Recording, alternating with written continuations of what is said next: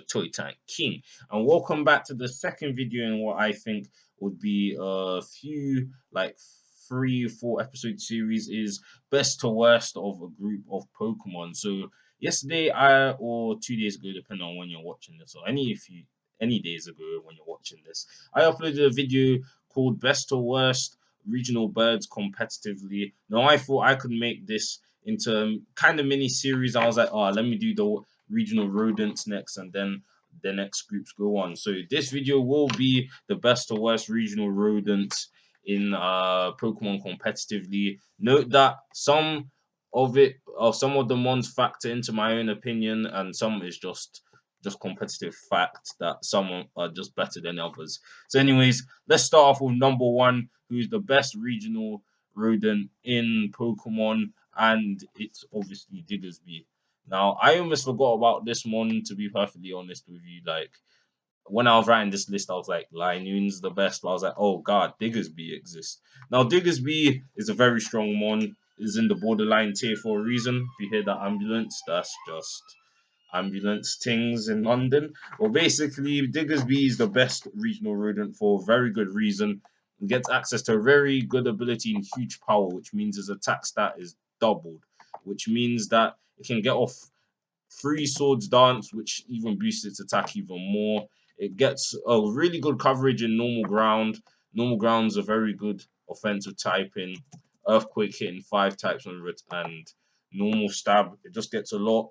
It gets priority with quick attack and just does a lot of damage. You can either run Choice Band, which obviously can't run Swords Dance, but if you are running Choice Band or Scarf, you just run Fire Punch. But if you want Life Orb or Focus Sash, just to make sure, Diggersby actually survives, that's an option as well. So I'm just gonna stick with Life Orb here. Now, basically, the EVs are just really straightforward.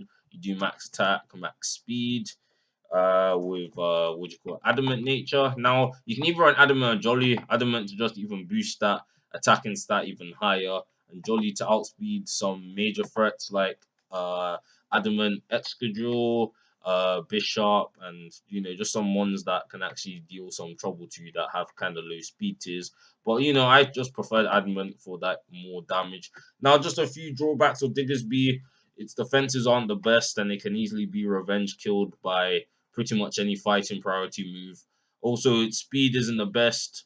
Like, I've seen some Swords Dance agility sets, but they're not as successful just because of your really low defenses, and you'll get taken down quite easily. So, anyways, the second best regional rodent is obviously Linoon, the one that I thought was first, but I forgot about Diggersby. But anyways, Linoon wouldn't be anywhere without Belly Drum, which is its main set. Let's be honest, Linoon will not be anywhere. I'm not going to lie there. Like, Linoon doesn't get really good abilities. Linoon's abilities kind of suck. Or, Gluttony kind of helps out a bit. Now, the only reason why Linoon is probably the second best is because of Belly Drum, which absolutely makes it a threat. Like, I know that sounds scary with a Pokemon with freaking 70 base attack. But, Linoon, actually does something with Belly Drum. For access to Belly Drum, it can actually deal a lot of damage with extreme speed, +2 priority move to just make sure you just one-shot everything.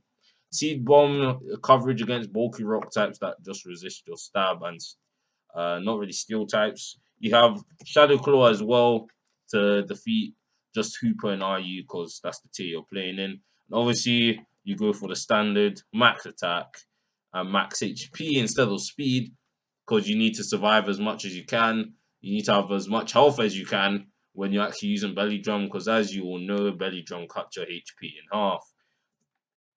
You go for the adamant nature to do as much damage as you can possibly do.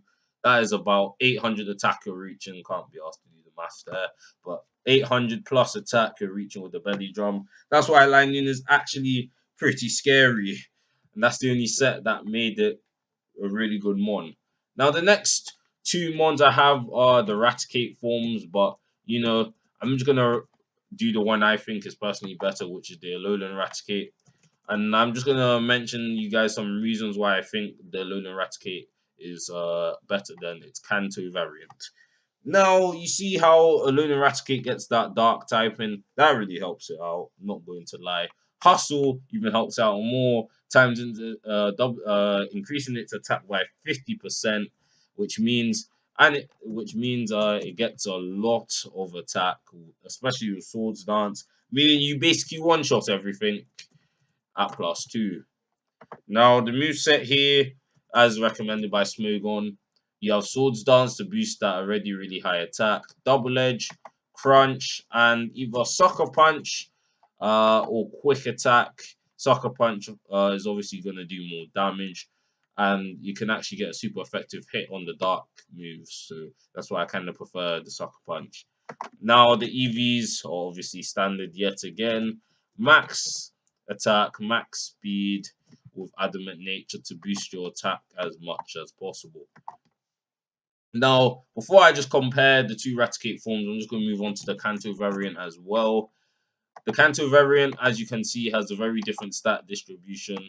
One is faster and has one's faster and has more attack, and one's slower but has more bulk. Now that makes a huge difference, to be honest. Now the regular Raticate has a different set because it actually gets access to Guts. Does get Hustle, but Guts is the preferred set just because you can actually boost your attack without any repercussions of accuracy drop.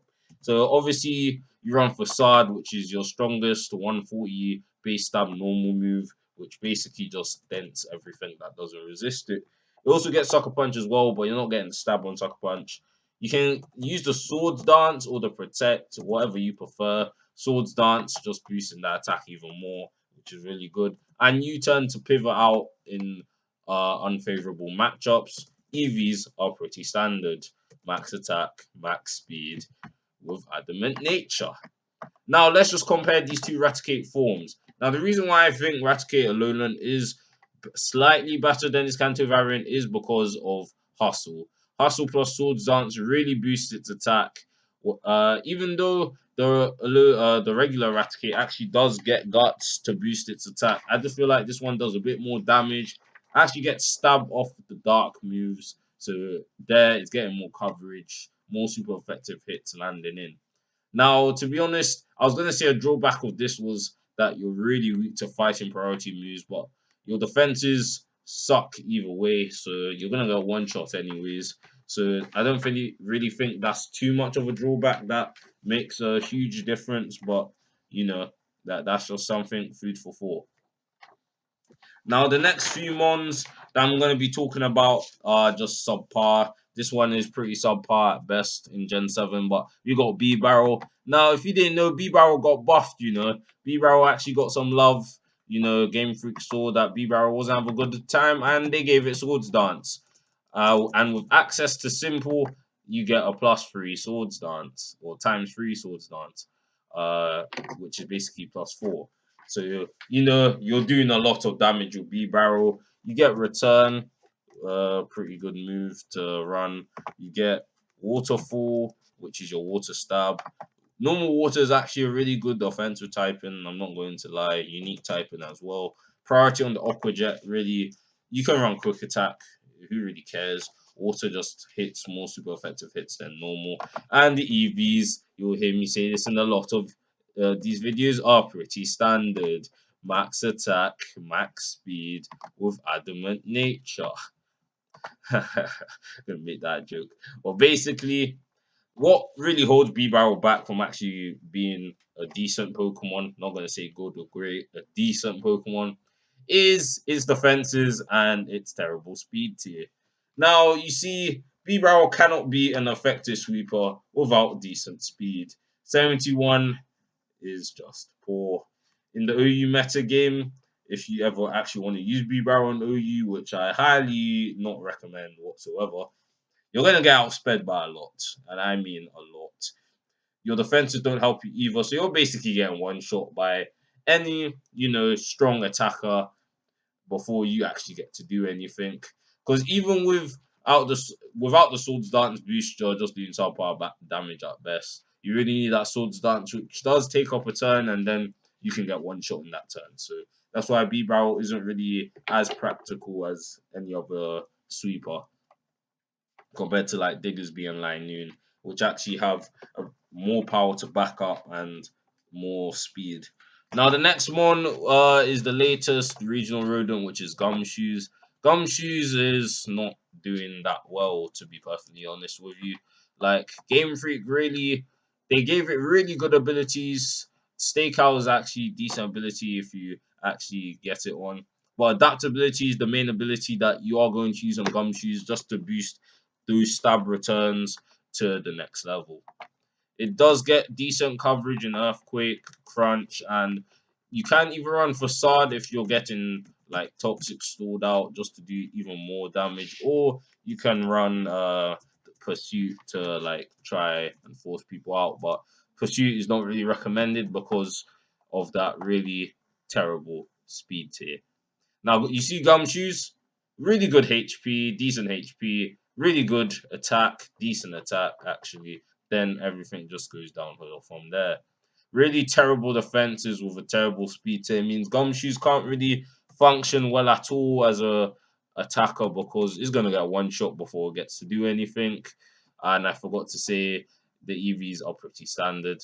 I'm just gonna say that adamant nature, like you can't really afford to run the Jolly nature because you're just missing out on that damage. And Jolly doesn't really help you anyways because your speed tier sucks. So Gumshoes is could be better if they actually gave a better speed tier. But the Gen 7 syndrome, all of the mons got shitty speed tiers.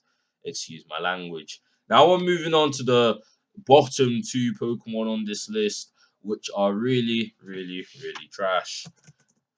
The second to last is Watchog. Now, people, I forgot about Watchog. No, I didn't. It's just trash. Watchog cannot get anything done. It is utterly outclassed by everything. Has useless abilities. Moveset is pretty like standard. Has a bit of coverage in the low kick, but gets knockoff as well, which is somewhat neat. And Seed Bomb. Some of these mons get Seed Bomb. Don't know why, but they just do. Rodents eat seeds sometimes. And Watchog's stats aren't helping out either. Not helping out at all. As like a common theme in this video, the worst mons get a more terrible stat distribution with terrible speed and terrible defenses, with actually somewhat decent attack. But 85 doesn't cut it anymore. 85 is pretty trash. Like not absolutely trash, but it doesn't get anything to boost its attack, which means 85 isn't really useful whatsoever. Doesn't even hit that 300 mark, even with adamant. So you just know Watchog is not a good mon. Not fast at all.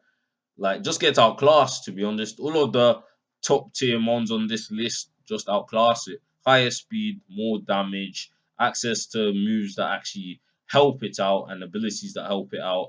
Analytic, yeah, sure, you're gonna be doing more damage if you move last because of that really bad speed tier. But if you're gonna get one shot with those bad defenses, there's no point of having analytic. Illuminate, no competitive use. Can't use that.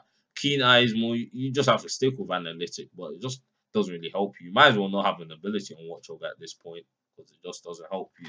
And the worst Pokemon regional rodent in the whole of Pokemon is obviously Ferret. Ferret is just utter trash. Like if you thought Watchog was trash, Ferret is even worse. Like Ferret's best set is a Scarf set. Like a Scarf set. Like that's about it. Let me just explain the move set real quick. U-turn to pivot out, not like you would actually want to use it. Trick to get rid of the scarf, or brick break just to hit those steel types most likely, and rock types. But I'm just gonna stick with trick because you don't do any damage anyways. You run knockoff just to knock off their item, and double edge or return as your strongest stab moves. Doesn't matter anyways because you don't do any damage and you don't live long enough to even use double edge. Rather use return. Well, basically, the only thing going for Ferret is its decent speed tier, which can actually work really well with a Scarf. But if you just don't do any damage whatsoever, what is the point? Sure, Noon has a worse attacking stat than Ferret, but at least it gets Belly Drum to actually boost that attack to ridiculously high levels. Ferret gets nothing. Frisk is its only niche, which allows it to scout out items and to knock it off. That's all Ferret does. Ferret is just a useless one. Don't use ferrets. And last thing before I end off this video, the EVs are pretty standard. Max attack, max speed with adamant nature. I want to thank you guys for watching this video. I hope you guys enjoyed. This video was kind of a little bit more funny than like the last one, but I hope you guys enjoyed. Like and subscribe to the channel if you're interested in more content. Leave a comment down below if you're interested in the next video, and I will have it out as soon as possible. Check out my Twitter, link is in the description to see what's going on with my life. See like if you guys are a bit interested in what's going on. Yet again, guys, thank you guys for watching, and I'll see you guys in the next video. Peace.